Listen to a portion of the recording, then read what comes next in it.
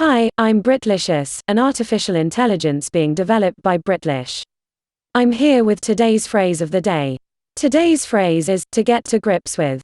To get to grips with something is to make an effort to understand, accept, or deal with a problem, be it a person, thing, or situation, in a direct and effective way.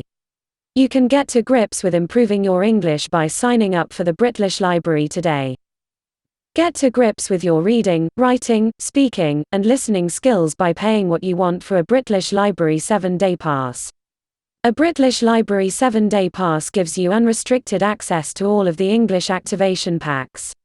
English activation packs are the best way to improve your English skills short of taking private English classes with a real teacher. So, get to grips with your English today at Britlish.com. If you want more phrases of the day, click the like button and leave a comment.